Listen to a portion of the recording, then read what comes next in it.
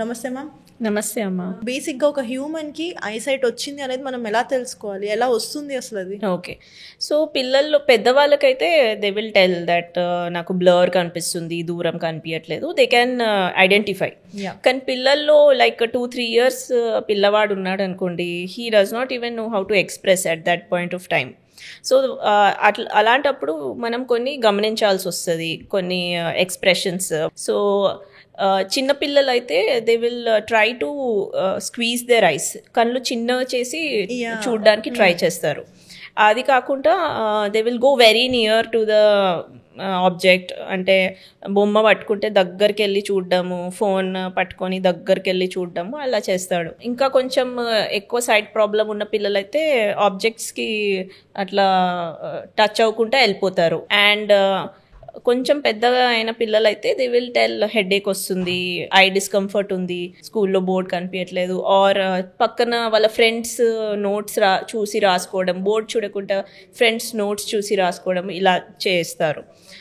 And కొంతమంది పిల్లలకి eye vision problems, ఈ ఐసైట్ ప్రాబ్లమ్స్ కరెక్ట్ అవ్వకపోతే దే స్టార్ట్ డెవలపింగ్ స్క్వింట్ అండి, అంటే మెల్లకన్ను డెవలప్ అవ్వడం స్టార్ట్ అవుతుంది అనమాట. స్క్వింట్ అంటే eye either outwards or inwards rotate అవ్వడం స్టార్ట్ అయిపోతుంది when we do not correct the glass power on time.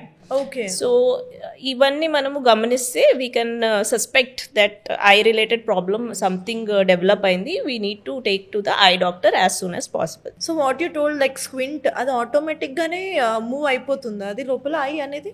Yes, so మన eyes and brain they work as a system, ఒక క్లియర్ 3D ఇమేజ్ ఫామ్ చేస్తాయి this system.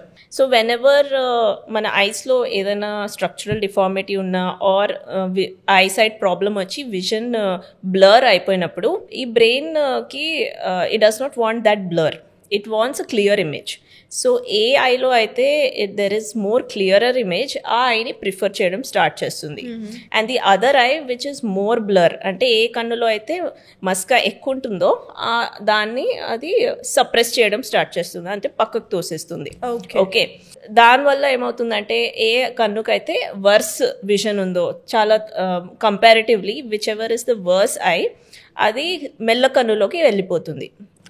Either it could be out or in, yes, depending on the type of eyesight issue. అంటే మనకి దూరం చూపు problem, దగ్గర చూపు problem అంటాం కదా, based on that either it can go inside or outside.